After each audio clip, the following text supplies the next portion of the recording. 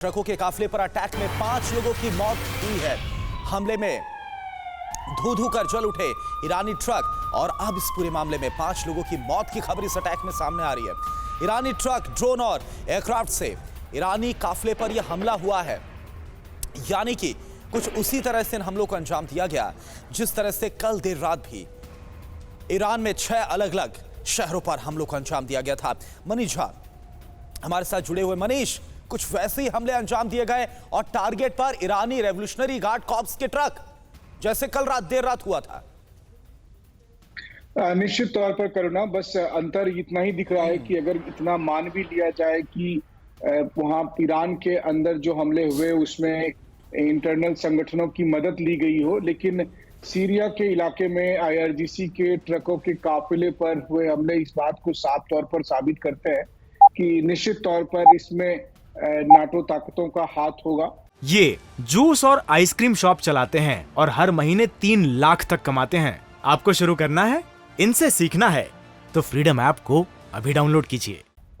और इसको लेकर अगर आप देखें तो जिस तरीके से लगातार ईरान के सैन्य ठिकानों पर हमला होना या ईरान के सेना के काफिले पर हमला होना या फिर इससे पहले ईरान के अजरबैजान के एम्बेसी पर हमला होना, तो कुल मिलाकर यह है कि अब बहुत हद तक ईरान इस बात का दावा भी कर सकता है कि ईरान के साथ ये सब कुछ इसलिए हो रहा है क्योंकि वो रूस की मदद कर रहा है। क्योंकि सीरिया में भी अगर आप देखें तो ईरान और रूस इन सब का अपना एक कोलिशन है और इसलिए इनकी सीरिया में मौजूदगी है। वहीं दूसरी तरफ जो अमेरिकी और दूसरी नाटो ताकतें हैं, तो एक तरह से आप कहें तो युद्ध का जो दायरा है वो अब धीरे धीरे लगातार बढ़ता जा रहा है। उसका बड़ा प्रमाण है इस तरह का हमला होना। मनीष, लेकिन देखिए, जो कल हमला हुआ था, कल देर रात जो हमला हुआ, उसको लेकर कुछ भी अभी तक कंफर्म नहीं कहा गया। अमेरिका की तरफ से बयान सामने आया कि नाटो का या फिर अमेरिका का इसमें कोई हाथ नहीं, उनकी सेना का इसमें कोई हाथ नहीं है। अब ये जो हमला हो रहा है, क्या आशंका जाहिर की जा रही है, क्या माना जाए, क्योंकि इजराइल से लेकर अमेरिका, अजरबैजान, सभी के नाम इसमें सामने आ रहे हैं।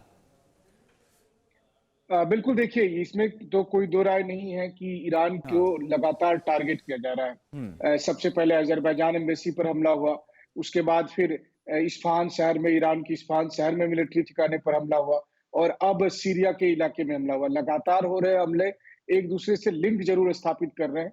इसके पीछे कौन है? सबसे बड़ी बात यह है कि आज का जो हमला हुआ है, जिसके बारे में हम दर्शकों को लगातार ये तमाम तस्वीरें दिखा रहे हैं कि सीरिया के इलाके में जब ईरान की सेना का काफिला गुजर रहा है तो उनके ट्रकों पर हमला होना, क्योंकि ये छोटी मोटी घटना नहीं है। और इस तरह की घटना ये बताते हैं कि निश्चित तौर पर अब ईरान को टारगेट किया जा रहा है। ईरान को टारगेट करने के पीछे के 2 मकसद हो सकते हैं कि जो ईरान की जिनके साथ अदावत है उन संगठनों का, उन देशों का हाथ होना, या फिर ईरान के आसपास काम कर रहे उन आतंकी संगठनों का जो ईरान की सरकार के साथ जिनकी लड़ाई चल रही है। तो अगर 3-4 कोऑर्डिनेटेड, यानी मनीष यहां पर यह कहा जा सकता है कि एक तरह से ईरान के खिलाफ कोई भी हो, अभी ये कंफर्म होना बाकी है, लेकिन प्रॉक्सी वॉर छिड़ गई है और जैसे ही कंफर्म होता है बड़ा विध्वंस देखा जा सकता है मिडिल ईस्ट में, ये मानकर हम चले।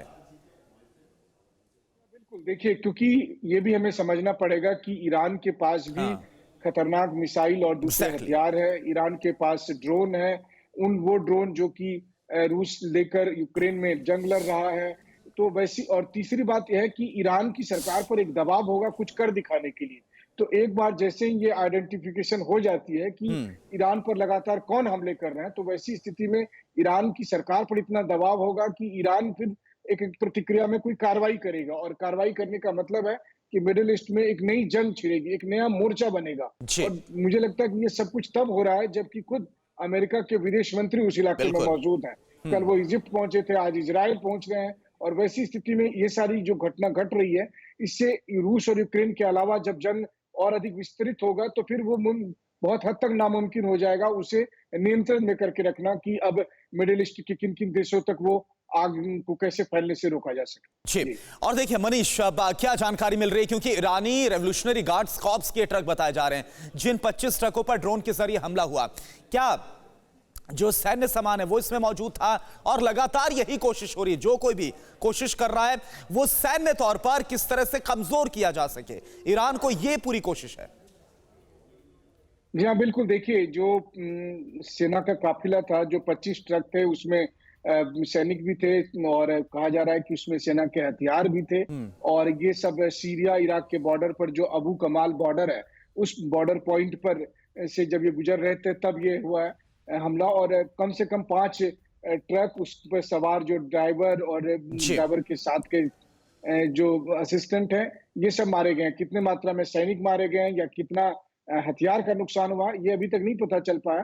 लेकिन निश्चित तौर पर जब इतना बड़ा काफिला चल रहा है तो वो केवल सेना के ड्राइवर या सेना के असिस्टेंट का ही नहीं होगा, उसके साथ बड़ी मात्रा में सैनिक भी होंगे और हथियार भी होंगे। बिल्कुल, और उसी को टारगेट किया गया ड्रोन से, यानी कि उसी पैटर्न में हमलों को अंजाम दिया गया जिस तरह से कल देर रात भी हुआ था 6 शहरों पर। शुक्रिया आपका इस पूरी जानकारी के लिए। ये जूस और आइसक्रीम शॉप चलाते हैं और हर महीने 3 लाख तक कमाते हैं। आपको शुरू करना है, इनसे सीखना है तो फ्रीडम ऐप को अभी डाउनलोड कीजिए।